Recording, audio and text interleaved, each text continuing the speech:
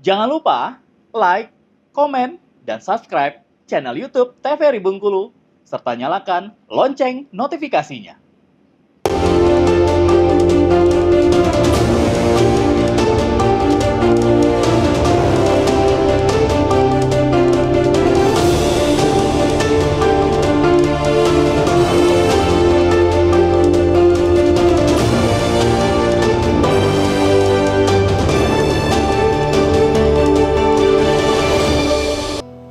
Ya pemirsa, Anda kembali menyaksikan Brendo TVRI Bengkulu edisi hari ini dengan tema pencapaian PIN polio di Provinsi Bengkulu.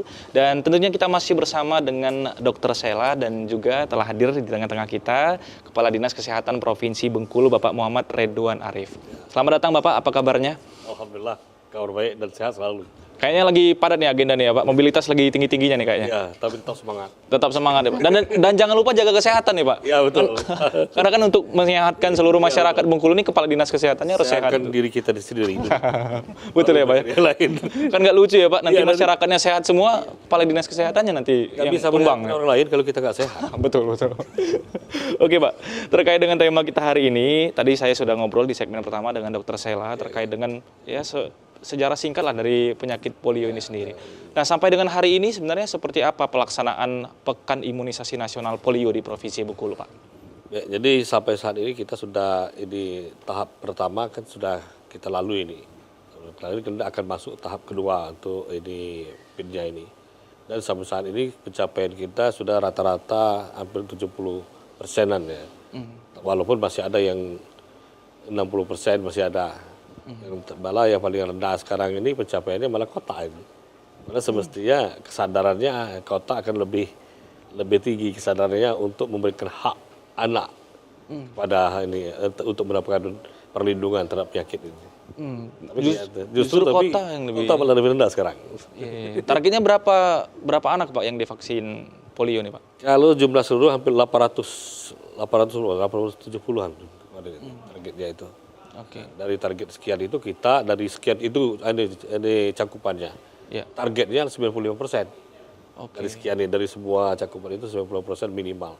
95% dari seluruh Itu. data anak-anak yang ada di yang kita jadi sasaran.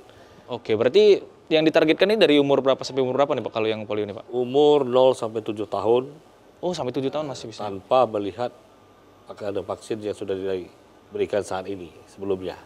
Oke. Jadi walaupun dia sudah vaksin ada polio sebelumnya bulan kemarin tetap saja dikasihkan di imunisasi ini. Oke, tadi kan Bapak menyampaikan bahwa di kota justru lebih rendah tingkat kesadarannya gitu ya Pak. Padahal kalau kita berpikir di kota harusnya lebih tinggi dibandingkan. Kalau hasil analisisnya Pak di Dinas Kesehatan itu apa penyebabnya itu Pak? Ya, kita ini bukan mungkin ketika kesadaran maksud kita itu dilihat dari pencapaian ya. Iya. Pencapaiannya baru sekitar 60%-an.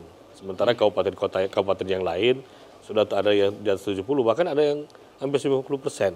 Nah, kota sebagai barometernya Provinsi Bengkulu semestinya dia harus minimal dia 70 sudah mencapai 70 sekarang. Jadi faktor-faktor penyebabnya banyak juga mungkin. Faktor kesibukan juga orang tuanya ya. Itu yang salah satunya. Ini salah satu himbauan penting juga Pak untuk para orang tua nih ya Pak ya. Jangan sampai orang orang tuanya sibuk anaknya lupa divaksin. Ya, ini maksudnya karena apa? Vaksin ini itu kita bukan kewajiban orang tua tapi hak anak. Jadi hak yang harus diberikan, hak anak generasi penerus bangsa ini untuk mendapatkan perlindungan terhadap penyakit ini. Penyakit polio ini sebagai kita ketahui bahwa penyakit yang sangat berbahaya, sangat menular dan membuat cacat seumur hidup. Kalau sudah cacat tidak bisa diobati, ini permasalahannya. Akan cacat terus. Tapi mencegahnya sangat mudah, dengan vaksin, gratis. Dan itu hak mereka. Betul-betul itu Mas. Ini yang harus betul-betul kayak ini. Jadi maksudnya kalau walaupun sibuk bagaimanapun orang tua, jangan lupa kewajiban kita untuk memberikan hak anak itu. Artinya ini yang ditekankan adalah kesadaran untuk para orang tua nih ya, Ya, Pak. Karena kan nggak mungkin anaknya datang sendiri ya, Pak. Betul, nggak mungkin. Karena belum masih ketergantungan. Saya yang ke Dokter Sela. Pemberian vaksin ini dokter sebenarnya mencegah 100% kah tidak akan terkena lagi penyakit polio ini atau seperti apa sebenarnya dokter? Oke, sebenarnya vaksin itu sendiri ini tidak bicara hanya vaksin polio ya, untuk vaksin-vaksin yang lainnya. Dia kalau bisa mencegah, tapi seandainya pun terdampak dari penyakit tersebut, apa efek yang ditimbulkan tidak seberat itu, kayak gitu. Jadi meringankan efek yang ditimbulkan dari penyakit tersebut, seperti itu. Jadi kita tidak pernah tahu kekebalan tubuh seseorang. Nah, pada saat dia menyerang, itu tadi, virus polio ini saya katakan dia memang sangat cepat, penularannya juga sangat mudah. Itu tadi masuknya melalui mulut. Apalagi kalau misalnya dari feses ya, yang sudah terkontaminasi dari virus polio ini, kemudian kita tidak sengaja menyentuh tanpa mengingat kembali higienitas tangan kita, kemudian kita mengkonsumsi makanan, kemudian kita ya tanpa mencuci tangan intinya, kemudian memasukkan ke dalam mulut, otomatis sudah terkena. Jadi apabila vaksin itu sudah diberikan ke dalam tubuh, kekebalan yang di dalam tubuh kan sudah terbentuk. Sehingga pada saat dia menerima virus, kekebalan di dalam tubuh itu sudah ada.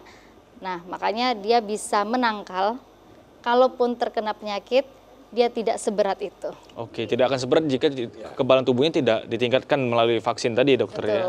Oke, apalagi kita lihat sekarang fenomenanya gelas itu rame-rame, dokter ya, anak-anak sekarang ya, dokter ya. Betul. Itu kebiasaan-kebiasaan yang mungkin harus dihilangkan juga di sekolah-sekolah, di tempat bermain anak dan lain sebagainya. Oke, Pak Kadis, sejauh ini berarti vaksinasi terus dijalankan sampai targetnya di bulan berapa, Bapak? 95% tadi?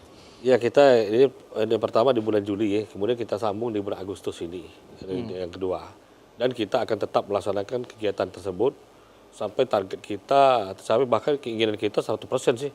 Walaupun target nasional ini 95%. Karena semakin tinggi, semakin ini semua pencapaian semakin tinggi, semakin bagus.